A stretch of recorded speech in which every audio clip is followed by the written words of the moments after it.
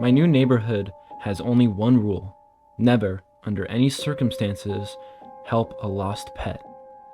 The house was a steal. That should have been the first red flag. A 3-bedroom craftsman with a wraparound porch for less than the cost of my cramped 2-bedroom apartment. It was quiet. Secluded subdivision called Maple Creek, where the lawn was impossibly green and the neighbors waved with all 5 fingers. The HOA president, a woman named Carol with a smile as bright and hard as a porcelain doll's, met me on my first day. She handed me a welcome basket with a bottle of cheap Chardonnay and a single, laminated sheet of paper. "We're so happy to have you, Mark," her eyes crinkling in a way that didn't seem genuine. "We're very relaxed here at Maple Creek. We don't have rules about lawn height or fence color. We only have one." She tapped a perfectly manicured nail on the laminated sheet. On it, in a large, friendly font, were the words: "Rule number 1. If you see a pet that appears lost or in distress, do not approach it. Do not feed it. Do not let it into your home. Go inside, lock your doors, and ignore it until it has gone." I laughed, thinking it was a joke. "What? Are the raccoons organized crimes around here?" Carol's smile didn't waver. "It's not a suggestion, Mark. It's the only thing we require of you.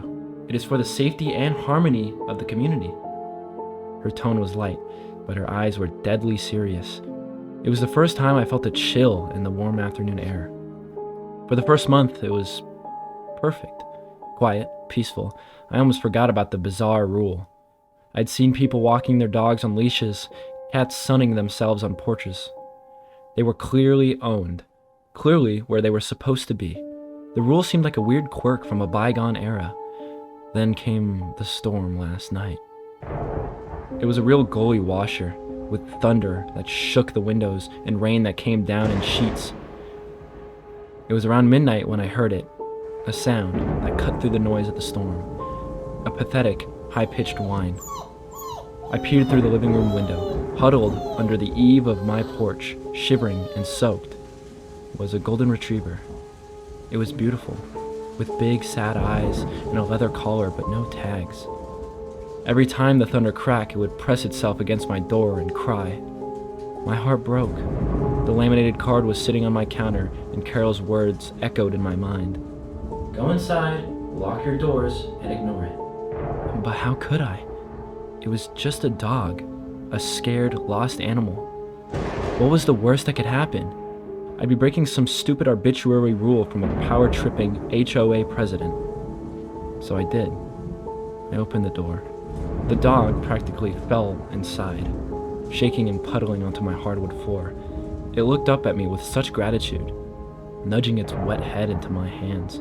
I got a towel and a bowl of water, and it immediately settled down on my rug, letting out a content sigh. I felt a wave of relief. See? It's just a dog. I fell asleep on the couch watching TV. I was suddenly woken up a few hours later by a sound that wasn't the storm. A slow, deliberate knock on my front door. The rain had stopped. The dog on the floor lifted its head, let out a low growl, and then, strangely, trotted to the door, its tail giving a single lazy wag. I looked through the peephole. Standing on my porch was a man. He was tall, impossibly tall, dressed in a neat old-fashioned suit, like a door-to-door salesman from the 1950s.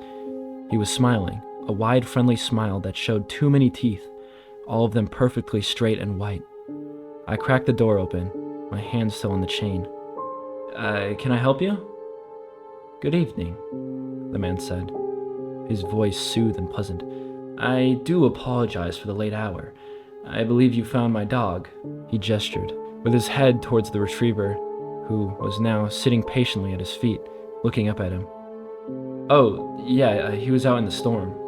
My relief making me feel foolish for ever being scared. "Glad you found him." The tall man's smile widened, stretching his face in a way that felt unnatural. "He has a habit of getting out. He's a bit of a rascal."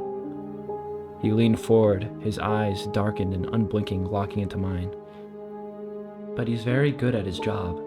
My blood ran cold. His job? The man chuckled. A dry, rustling sound. He reached down and patted the dog's head. "Of course. his gaze never leaving mine. His job is to find the kindest person in the neighborhood. He straightened up, his towering frame seeming to block all of the light from the porch. Thank you so much for your hospitality, his smile finally reaching his eyes, which now glinted with a terrifying, hungry light. He likes you very much. He's decided he wants you to meet the rest of the family.